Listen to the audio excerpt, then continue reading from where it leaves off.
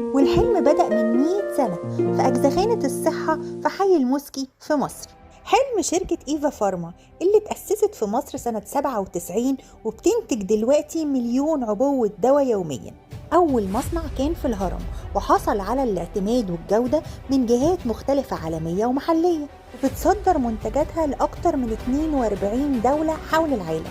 وسنة ورا سنة إيفا فارما كانت بتكبر بشكل يدعو للفخر، وإيفا فارما دلوقتي كيان كبير وصرح بيضم تحت مظلته العديد من المصانع اللي بتنتج الأدوية وكمان المستحضرات التجميلية لكل المرضى اللي محتاجينها في مصر وفي 40 دولة في العالم. وبعد لما شفنا رحلة شركة إيفا، النهاردة هنتكلم على روتين كامل ومتكامل لتوحيد لون البشرة وكمان استعادة نضارتها. هنتكلم على مجموعة ناتشرال جلو اللي نازلة جديد من شركة إيفا، وهقول لكم تجربتي الشخصية معاها. وكمان هنتكلم على مالتي فيتامين مهم جدا تحت رينج ليميتلس من ليميتلس إيفا، وهو ليميتلس جلو. مالتي فيتامين مخصص للبشره والشعر والضوء. بصفتي صيدلانيه مصريه اكيد طبعا فخوره بصناعه بلدي، وبصفتنا ان احنا كلنا مقاطعين فمهم جدا ان احنا نشجع الصناعه المحليه وكمان الصناعه العربيه. وانا عامله سلسله كامله للقصه ديت، طبعا هحطها لكم في الديسكربشن بوكس. فعشان ما اطولش عليكم واللي لسه مش عارفني، انا دكتور ناديه، اعملوا لي سبسكرايب ويلا نبدا الحلقه. ليميتلس جلو هير هو فيتامين مش بس مخصص للشعر، ولكن جواه 27 عنصر لعلاج مشاكل الجلد والشعر وكمان الأظافر. فجسمك محتاج البيوتين والزنك والكولاجين البحري اللي هم مكون رئيسي للشعر والبشرة، وأي نقص فيهم بيؤدي لظهور التجاعيد وعلامات تقدم العمر وكمان لتساقط الشعر. ومع تركيبة مميزة جدا جواها مضادات أكسدة أهمها الكو كيو 10 بتضمني إن ما يحصلش أي نوع من أنواع التساقط اللي احنا متعودين عليه يوميا واحنا بنسرح شعرنا، عشان بصيلة الشعر محتاجة الفيتامينات ومعادن اللي يديها القوة وما يخليهاش تضعف وكمان تتساقط. وده بيضمنهولك ليميتلس جلو لأن جواه فيتامين بي 7 اللي هو مكون رئيسي لبناء الكيراتين في الجلد، فده بيساعد على مرونة الجلد وكمان على قوة بصيلة الشعر وإنها ما تتساقطش بسهولة. ومضادات الأكسدة مع البيوتين طبعا بتفرق في صحة الشعر وبتخلي أبسط المشاكل اللي ممكن تحصل ما تحصلش، زي بالظبط إن شعرك يضعف أو يقع أو يبقى باهت.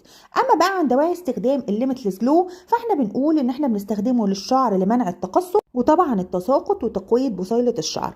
أما بقى عن الأظافر فهو بيقويها جدا وبيمنع تقصفها، وطبعا زيادة في نضارة البشرة والجلد وبيديها الجلو أو اللمعان اللي انت عايزاه. طبعا التركيبة المتطورة دي بتساعد على تقليل التجاعيد بشكل كبير وكمان بتدي النضارة المطلوبة. أما بقى عن جرعته فهي قرصين في اليوم مع الوجبة الأساسية طبعا لمدة 3 شهور. وبعد لما شفنا المالتي فيتامين ليميتلس جلو وعرفنا قد ايه هو مفيد، خلينا نتكلم على الجزء الثاني من الروتين وهو مجموعة الناتشرال جلو.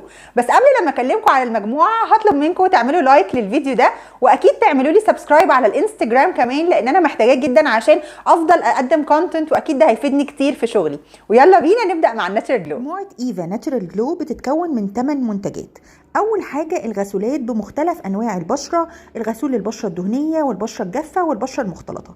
وتاني منتج هو كريم تفتيح مدار العين والنايت والداي كريم والفيشل سكراب أو المقشر، وأخيرا كريم تفتيح للمناطق الحساسة. تعالوا بقى نشوف مع بعض التركيبة. وقبل لما اكلمكم على تجربتي مع شويه برودكتس انا جبتها من براند ايفا ناتشرال جلو، انا حابه اقول لكم بس التركيبه المميزه اللي محطوطه في كل اللاين. اول حاجه هو جواه فيتامين سي واي، وطبعا دي مضادات اكسده مهمه جدا لتوحيد اللون وكمان التفتيح. حاطين جواه النياسيناميد، وطبعا انتوا عارفين عشقي للنياسيناميد، بحبه في كل حاجه تقريبا انا بستخدمها، يعني سواء سيرم لوحده او حتى في الكريمات. وكمان خلينا نقول ان جواه البانثينول اللي بيساعد على نضاره وترطيب البشره. ومش بس كده بقى، التركيبه المميز اللي فيها فعلا ومختلف هي ان هم حاطين خلاصه الجراب فروت وحاطين خلاصه العرقسوس، وانا كنت عامله حلقه كامله عن فوائد العرقسوس بالنسبه لتبييض وتفتيح البشره. وكمان حاطين خلاصه الترمس او اليوبين، ودي حاجه مميزه جدا انها بتساعد على شد ومرونه الجلد. وهبدا معاكم مع اول واحد وهو الغسول. انا طبعا بشرتي مختلطه فانا جبت الغسول الخاص بالبشره المختلطه. خليني اقول لكم ان هو حلو جدا، ريحته تحفه. طبعا الجراب فروت باين قوي في كل البرودكتس بتاعت ايفا ناتشرال جلو. بيرغي كويس جدا، مش بينشف بشرتي خالص. انا كنت حطاه على ايدي، استني اوريه لكم برده. هو اصلا يعني ايه لوحده كده هتلاقيه بيعمل رغوه، بينضف البشره كويس جدا، ان هم حاطين فيه بانثينول، ده بيساعد فعلا ان انا بعد ما بغسل وشي بحسه مترطب، ودي حاجه مفيده جدا. وكمان بينفع قوي معايا للووتر بروف اي ميك اب، ما عمليش اي حساسيه في عيني، بالعكس كان لطيف قوي. وتاني واحد بقى هو المقشر.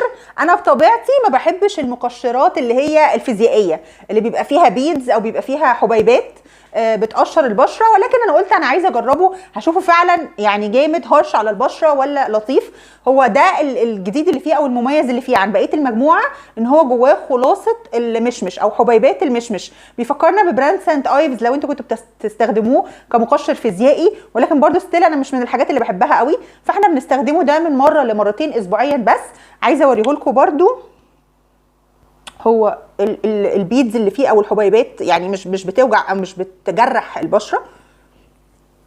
وبس احنا زي ما قلنا نستخدمه من مره لمرتين، انت مش محتاجه اكتر من كده خالص مع مقشر فيزيائي عشان ما يأذيش اي بشرتك خالص او ما يعملش اي اذى في بشرتك. واخيرا النايت كريم ده بقى بالنسبه لي كان اكتر حاجه انا متحمسه اجربها، لان انا بصراحه بحب قوي كريمات الليل بالذات.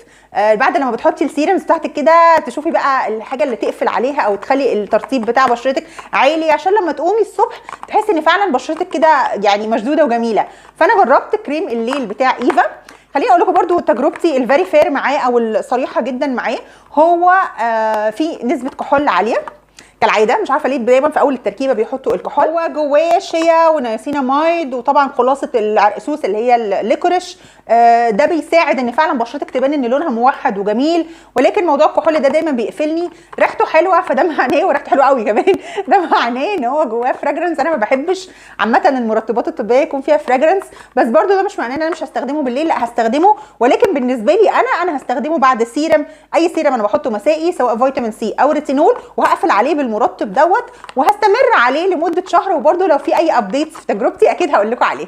ولو اتكلمنا بقى عن الاسعار فهم اسعارهم كلهم حلوه قوي، يعني بتبدا من 55 جنيه. وطبعا ايفا على الويب سايت هتلاقيهم عاملين خصومات كتير جدا الفتره دي، فتقدروا تجربوا اصلا المجموعه كلها. ومن الحاجات اللي انا متحمسه لها جدا ان انا اجربها كمان هي كريم تفتيح السنسيتيف اريا والاي كريم، بس هم دلوقتي اوت اوف ستوك، فعشان كده ما عرفتش ان انا يعني اجيبهم واجربهم واعمل لكم عليهم ريفيو، ولكن وعد مني ان اكيد هيبقى فيه بارت 2 لمجموعه ناتشرال جلو. اما عن سعر الليميتلس جلو ايفا فهو سعره 165 جنيه مصري، وده يعتبر برده كويس جدا لان هو جواه زي ما قلنا 27 عنصر انت محتاجاهم لبشرتك ولشعرك ولضوافرك. كده تكون خلصت الحلقه بتاعت النهارده، يا رب تبقى عجبتكم. ولو عايزين يعني تكمله، عايزين اي سؤال اكتبوا لي تحت في الكومنتس، وما تنسونيش في اللايك والسبسكرايب والشير. وهحط لكم دلوقتي لينك حلقتين مخصوصين لتفتيح التصبغات وتوحيد لون البشره لاي حد مهتم بالموضوع ده. يا رب الحلقه دي تكون كانت كافيه ليكم، وكمان الحلقات اللي هحطها لكم في اللينك، واشوفكم في الحلقه الجايه.